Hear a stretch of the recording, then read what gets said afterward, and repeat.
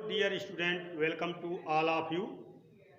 आज हम लोग पुनः जो है वॉइस पढ़ेंगे।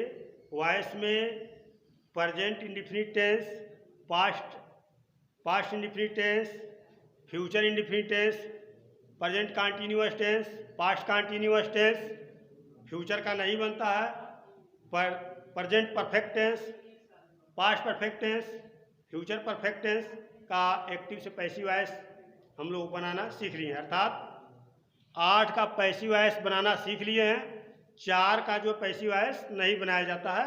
तो इनके बाद हम पढ़ेंगे इंट्रोगेटिव सेंटेंस। वॉइस में इंट्रोगेटिव सेंटेंस में जो है कैसे एक्टिव से पैसिव बनाएंगे।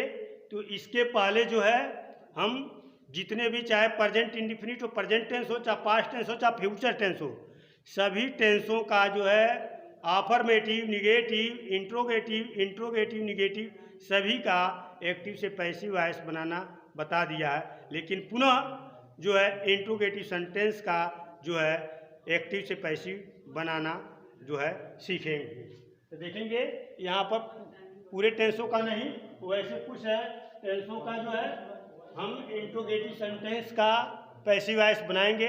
तो इंट्रोगेटिव सेंटेंस जैसा कि हम पढ़ चुके हैं, इंट्रोगेटिव सेंटेंस जो है 2 प्रकार के होते हैं, सिंगल इंट्रोगेटिव और डबल इंट्रोगेटिव। सिंगल इंट्रोगेटिव को हम जो है एस या नो आंसर टाइप क्वेश्चन कहते हैं, और डबल इंट्रोगेटिव को जो है WH आंसर टाइप क्वेश्चन कहते हैं। तो सिंगल इंट्रोगेटिव सेंटेंस में पहला पॉइंट देखेंगे सिंगल इंट्रोगेटिव सेंटेंस में, जब एक्टिव वॉइस के प्रश्नवाचक वाक्य प्रेजेंट इंडिफिनिट टेंस या पास्ट इंडिफिनिट टेंस के हो तो उनकी सहायक क्रियाएं डू या डज या डिड प्रयुक्त होती है। तो इनको जो है डू, डज या डिड को टेंस के पर्सन, नंबर, जेंडर के अनुसार डू, डज, डिड को is, am, are, was, were में बदल देते हैं। यही हम सीखेंगे, इसके पहले सीखेंगे भी है। तो कैसे बदलेंगे? तो पैसिव वॉइस हमको बनाना है। तो यहाँ पर डायरेक्ट एक्टिव ना देते हुए तुरंत पैसिव का फार्मूला यहाँ दे रहे हैं कि कैसे इंट्रोगेटिव का हम जो है एक्टिव से पैसिव बनाएंगे। तो यहाँ पर हमने बताया है कि जब वाक्य के आरंभ में डू, डज, डिड दिया हो तो उन डू, डज, डिड को हटा करके हम उनके स्थान पर is, am, are, was, were लगा देंगे। किनके स्थान पर? यदि एक्टिव में कि सब्जेक्ट के पहले डू, डज, डिड दिया हो सब्जेक्ट के पहले, तो पैसिव वॉइस जैसे ही बनाएंगे तो डू, डज को हटा करके और एक्टिव वॉइस का जो ऑब्जेक्ट होगा उसको सब्जेक्ट बनाएंगे। उसी सब्जेक्ट के अनुसार जो है helping verb is, am, are, was, were का प्रयोग करेंगे, वो भी टेंस के अनुसार। यदि प्रेजेंट इंडिफिनिट टेंस है इज, एम, आर, या पास्ट इंडिफिनिट टेंस है तो वाज, वेयर। तो हमारा फार्मूला हो जाएगा पैसिव वॉइस में is oblique am oblique are oblique was oblique were में से कोई एक, उसके बाद से हमारा सब्जेक्ट होगा और उसके बाद से हमारा वर्ब की थर्ड फॉर्म होगी, उसके बाद से बाई होगा और उसके बाद से पुनः ऑब्जेक्ट होगा, उसके बाद से क्वेश्चन वर्ड। और देख लेंगे डू, डज, डिड के स्थान पर क्या हमने प्रयुक्त कर दिया? इज, एम, आर, वाज या वेयर। यदि डू, डज, डिड है और वाज, डू, डज, डिड है तो उसके जगह पर is, am, are, was, were tense के अनुसार और सब्जेक्ट के नंबर के अनुसार इनमें से किसी एक का प्रयोग करेंगे। एग्जाम्पल देखेंगे।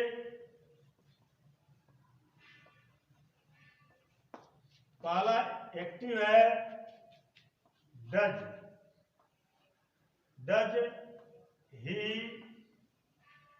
प्ले ए मैच। पहला एग्जाम्पल है, देखिए जैसे इसमें पूछा डू, डज, डिड से आरंभ हो तो उसके स्थान पर वाज, वेयर लगाना है। तो यहाँ पर डज से आरंभ हो गया, यानी सब्जेक्ट इसमें ही था, यानी सिंगुलर नंबर था, थर्ड पर्सन था, तो उसके अनुसार हमने डज लगा दिया। लेकिन ये मैच को हमको सब्जेक्ट बनाना है तो, और हम पैसिव वॉइस में पढ़ चुके हैं कि डू, डज, डिड के स्थान पर is, am, are, was, were लगाते हैं। ये मैच के अनुसार हम यहाँ पर इज लगा देंगे। Is a match, is a match. उसके बाद से आपका प्ले का थर्ड फॉर्म होगा तो प्लेड हो जाएगा। अब बाई और ही का उधर जाएगा तो हिम हो जाएगा।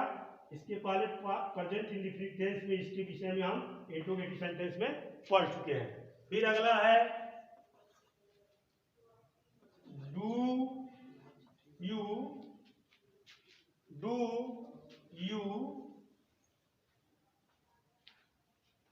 By books.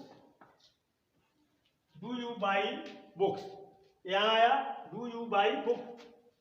तो बुक्स के को जो है सब्जेक्ट बनाएंगे पैसिव वॉइस में। तो आप देखेंगे बुक्स को जब सब्जेक्ट बनाएंगे तो बुक्स सब्जेक्ट आएगा, तो उसके अनुसार हमारा हेल्पिंग वर्ब बुक के स्थान पर क्या हो जाएगा, आर हो जाएगा।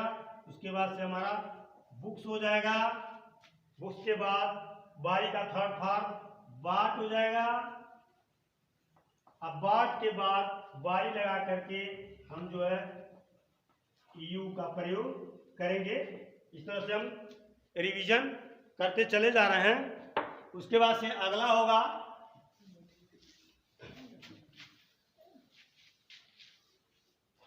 क्वेश्चन एक्टिव में।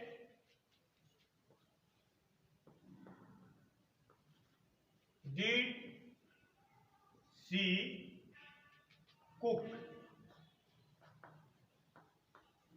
दी फूड। अब यहां पर हमने बताया डू डज डिड के स्थान पर is am are was were लगाते हैं, तो यहाँ पैसिव वॉइस जैसे ही बनाएंगे तो यहाँ पर हम प्रयोग करेंगे वाज। फूड के अनुसार यहाँ पर डिड के स्थान पर वाज और द फूड, यहाँ लाएंगे सब्जेक्ट बनाएंगे द फूड और कुक का थर्ड फॉर्म कुक्ड,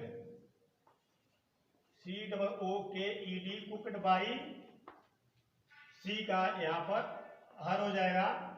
अब क्वेश्चन मार्क लगा देंगे। तो इस तरह से जब वाक्य के आरंभ में यस या नो टाइप क्वेश्चन में डू डज डिड आता हो तो पैसिव वॉइस बनाते समय डू डज डिड के स्थान पर सब्जेक्ट के पर्सन और टेंस के अनुसार जो है was were is am are का प्रयोग करते हैं। जैसे कि यहाँ पर डिड का प्रयोग किया था, तो यहाँ पर जो है सब्जेक्ट के अनुसार सिंगुलर नंबर है तो हमने वाज का प्रयोग कर दिया है। इस तरह से जो है पैसिव वॉइस हम बनाते जाते हैं। अगला है एक और वाक्य,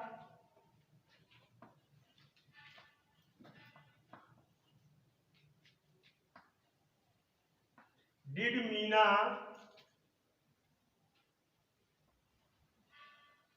it many fruits. Did Meena it many fruits.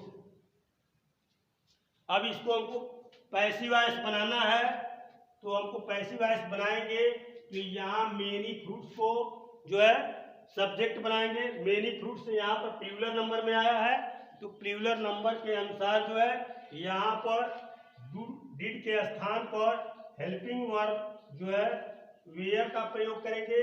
उसके बाद से मेनी फ्रूट्स और यहाँ पर थर्ड फॉर्म जो है ईट का थर्ड फॉर्म ईटेन होता है, तो ईटेन लिखेंगे। अब बाई यह प्रॉपर नाउन्स है, इसका परिवर्तन नहीं होता, बाई के बाद तुरंत मीना लिखेंगे। इस तरह से जो है एक्टिव से पैसिव वॉइस जो है इंट्रोगेटिव का एस या नो टाइप क्वेश्चंस का यानी सिंपल इंट्रोगेटिव का हम बना लेते हैं। अगला जो है नियम देखेंगे। दूसरा नियम यह है पैसिव वॉइस में यदि सब्जेक्ट्स के पहले यदि सब्जेक्ट के आरंभ में is am are was were is am are was were has है या है आया हो तो एक्टिव से पैसिव वॉइस बनाते समय एक्टिव से पैसिव बनाते समय हेल्पिंग वर्ब अलग से नहीं लगाते हैं बल्कि इन्हीं में से सब्जेक्ट के पर्सन, जेंडर और नंबर के अनुसार प्रयोग करते हैं। यानी जैसे इसके पहले हमने पढ़ा है कि इंडिफिनिट टेंस में यदि वाक्य डू डज डिड से प्रारंभ होता है तो पैसिव वॉइस बनाते समय हेल्पिंग वर्ब जो अलग से is am are was were का प्रयोग करते हैं, परंतु यदि एक्टिव वॉइस में पहले ही जो है is am are was were has have had दिया हो तो अलग से कोई जो है हेल्पिंग वर्ब नहीं लेंगे, बल्कि इन्हीं में से इन्हीं का जो है वाक्य में से जो है पर्सन, नंबर और जेंडर के अनुसार जो है हम इनका जो है हेल्पिंग वर्ब का सब्जेक्ट से पहले प्रयोग करके एक्टिव से पैसिव वॉइस बना देते हैं। जैसे देखेंगे एक्टिव है बी गर्ल, यहां पर क्वेश्चन वर्ड्स वाला में देखेंगे are the girls, are the girls singing a group song। यहाँ पर हमारा कंटिन्यूअस टेंस का एक वाक्य आया present continuous tense, are the girls singing a group song. तो अ ग्रुप सॉन्ग के अनुसार जो है हम इन हेल्पिंग वर्ब में पर इस नंबर के अनुसार सिंगुलर नंबर है तो इस सिंगुलर नंबर के अनुसार जो हेल्पिंग वर्ब हम यहाँ इज का प्रयोग करेंगे।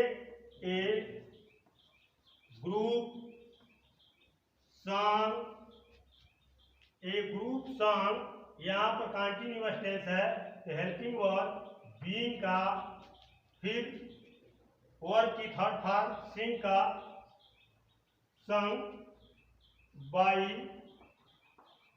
The girls. अगला has he eaten food, has he eaten food तो यहाँ पर पैसिव वॉइस बनाएंगे तो फूड से बनाएंगे तो एक वचन होगा तो हैज लगाएंगे, a food be eaten by him। Next have you not learn your lesson तो यहाँ पर पैसिव वॉइस बनाएंगे तो योर लेसन के अनुसार फिर हैड ही लगेगा, पास्ट टेंस का है had your lesson be learn by you. इस तरह से देखेंगे कि इस वाक्य में जब हेल्पिंग वर्ब इंट्रोगेटिव सेंटेंस में ऐसा नो टाइप हो, is, am, are, was, were से आरंभ हो रहा हो, हैज, हैव, हैड से, तो इनको जो है जो प्रारंभिक हेल्पिंग वर्ब होती है तो is, am, are present tense में टेंस के अनुसार जो है और सब्जेक्ट के नंबर के अनुसार इज, एम, आर में से कोई एक, वाज, वेयर में से कोई एक, हैज, हैव में से कोई एक, और पास्ट टेंस है तो सभी नंबर के अनुसार हैड का प्रयोग करते हैं। तो हेल्पिंग वर्ब यह हो जाती है। लेकिन यदि कॉन्टिन्यूअस टेंस है तो अलग से हेल्पिंग वर्ब बीइंग का प्रयोग, और हैज, हैव, हैड है तो उसके साथ सब्जेक्ट के बाद बीन का प्रयोग करते हैं। लेकिन प्रारंभिक जो हमने इसमें लिखा है कि प्रारंभ में is, am, are, was, were, has, have, had आया हो तो वह पर्सन और टेंस और नंबर के अनुसार प्रारंभ में लिख देंगे, लेकिन उनके अनुसार सब्जेक्ट के बाद पैसिव वॉइस में एक अलग से हेल्पिंग वर्ब होती है। जैसे कॉन्टिन्यूअस टेंस में हेल्पिंग वर्ब हमारा जो है बीइंग का प्रयोग होता है, तो चाहे प्रेजेंट कॉन्टिन्यूअस हो चाहे पास्ट कॉन्टिन्यूअस हो, सभी में जो है सब्जेक्ट के बाद अलग से बीइंग का प्रयोग होगा।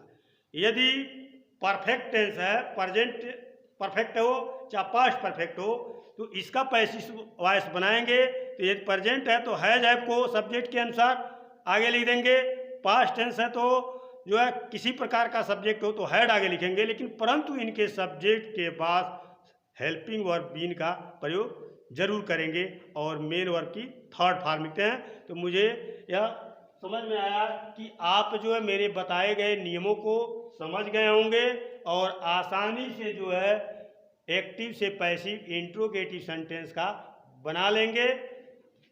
अंत में आपसे मैं कहना चाहूँगा कि आप मल क्लासेज चैनल को सब्सक्राइब करें, लाइक करें, शेयर करें, कमेंट करें। अंत में आपको धन्यवाद।